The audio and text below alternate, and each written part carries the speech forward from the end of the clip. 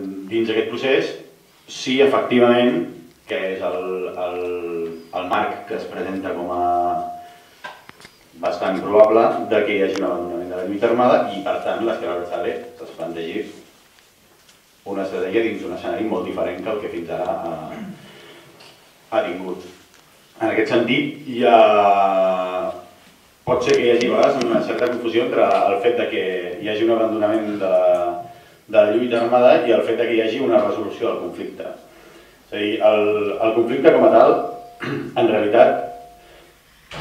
té dues solucions possibles, des del meu punt de vista. Una d'elles és que l'estat espanyol assumeixi que el poble basc té dret a l'autodeterminació i que aquesta autodeterminació afecta a un territori determinat que és el País Basc complet, és a dir, l'acceptació de la territorialitat, que és un altre dels eixos fonamentals de debat i de negociació quan es negocia. L'altra possibilitat és la que l'estat espanyol voldria, que és la simple desaparició a llarg termini del poble basc com a entitat clarament diferenciada de la resta de l'estat espanyol. L'estat espanyol no acceptarà mai de bon grau la primera opció, la de l'autodeterminació o el reconeixement de l'autodeterminació d'aquest dret i de la territorialitat, per diversos motius que crec que són importants de tenir en compte, perquè encara que el que ens importa realment és com l'Esquerra Abertzale és capaç d'afrontar el nou escenari,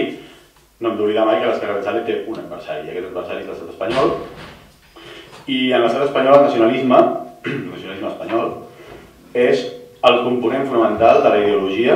de la classe política i de la ideologia dels mitjans de comunicació i és el principal instrument d'alienació ideològica que hi ha a l'estat espanyol. Aquest és un aspecte bastant decisiu. No és casual, per exemple, que mentre davant de la situació de crisi econòmica l'Artur Mas, per exemple, faci de bon minyó, intenti reduir costos, etc. I, en canvi, el líder espiritual del nacionalisme espanyol, que és José María Aznar, encara que no tingui responsabilitats polítiques concretes, doncs es dediqui a dir que potser el que hem de plantejar-nos ara és que l'estat de les autonomies és inviable. És a dir, la clau nacionalista és una clau sistemàtica en el pensament de la classe política espanyola i no l'abandonaran perquè és estructuralment necessària per mantenir sobretot la cohesió popular al voltant del projecte de la transició, de la Constitució, etc. De l'altra banda, el nacionalisme espanyol, a pesar de tots els seus discursos, és un nacionalisme essencialment essencialista, valgui la redundància, no democràtic, i això es demostra, per exemple, en aspectes com la reacció que hi ha hagut, o la reacció ideològica que hi ha hagut davant de la situació de la crisi, per exemple. És a dir, en un moment en què unes institucions estrangeres, institucions internacionals, Unió Europea, es passen pel forro la sobirania nacional espanyola, que és el fonament per qualsevol nacionalista de la legitimitat, la seva reacció no és rebutjar aquesta intromissió d'uns altres, sinó continuar amb la línia de destrucció dels elements halògens, diguéssim, és a dir, dels catalans, dels bascos, etc. I de l'altra banda, la destrucció de l'estat espanyol, penso que s'ha de tenir en compte que aquest fet és important, tal com està avui concebut, no només és la condició de possibilitat de la nostra subsistència com a poble, com a catalans o dels bascos com a bascos, sinó que també és la condició de possibilitat de qualsevol projecte revolucionari, justament per aquests fets que acabo de comentar, pel fet que ideològicament, institucionalment, etc., el nacionalisme és la ideologia bàsica de l'estat espanyol. Per tant, l'estat espanyol no regalarà res, en qualsevol cas no es comportarà mai com un interlocutor democràtic i, per tant, es pot prescindir de la lluita armada, com sembla que és el context que es veu venir, però no es pot prescindir de la confrontació i de la desobediència a l'estat espanyol. És a dir, finalment,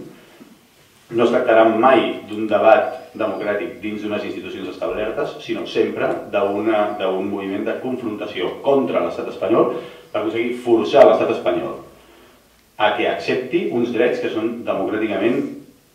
inqüestionables. Sembla que el context una mica generat pels posicionaments de l'Esquerra Abertzale darrerament i pels comunicats d'ETA també i tot cap a on tendeix tot aquest procés, és una mica, i ho dic ara des d'un punt de vista sobretot català, és un caldo de cultiu per alguns que durant molts anys han estat d'alguna manera defensant la via reformista cap a la independència o la via cap a la independència dins de les institucions espanyoles o incloent dins de les institucions espanyoles les autonòmiques. D'alguna manera, el treball dins d'aquestes institucions com un camí per arribar a la independència i que d'alguna manera puguin dir jo ja ho deia, que aquesta manera de plantejar les coses, la manera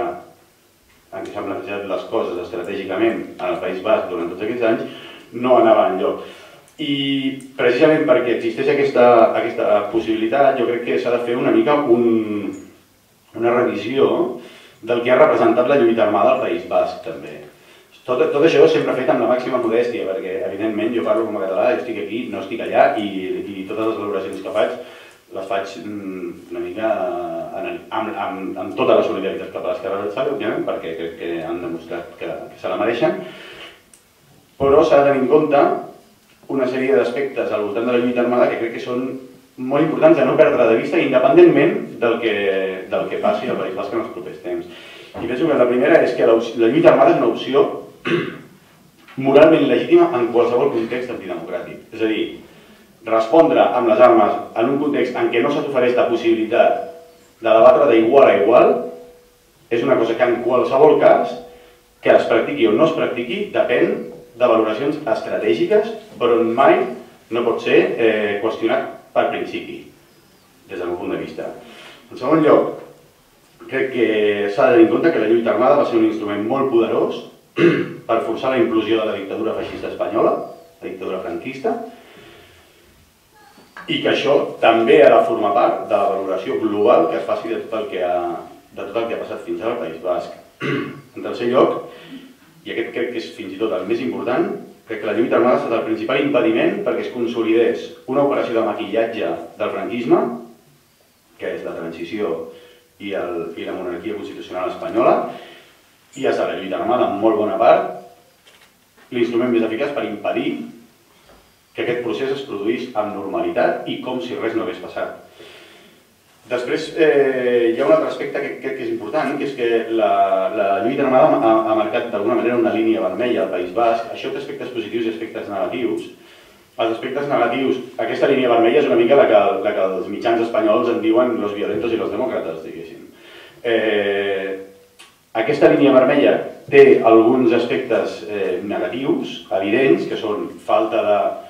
fluïdesa entre un sector i l'altre, és a dir, dificultat per convèncer gent del sector dels anomenats demòcrates per participar en les dinàmiques polítiques i de mobilització de l'Esquerra Abertzale, però té també alguns aspectes positius en el sentit que, d'alguna manera, s'ha marcat molt clarament aquesta línia vermella, és interpretable d'una altra manera, que és dir, a una banda de la línia vermella estan aquells que consideren que la manera efectiva de resoldre aquest conflicte consisteix en reconèixer uns drets democràtics que són inqüestionables. I hi ha un altre sector que considera que el més important de tot és condemnar atemptats. Aquesta línia és una línia que fins a un cert punt té unes potencialitats positives perquè permet limitar les possibilitats d'integració en el sistema i en la dinàmica política de l'estat espanyol. I finalment, parlant de la lluita armada i del que és un balanç del que ha representat fins ara la lluita armada, sense donar per suposat que vagi a acabar, però en un context en què sembla que pot ser que acabi,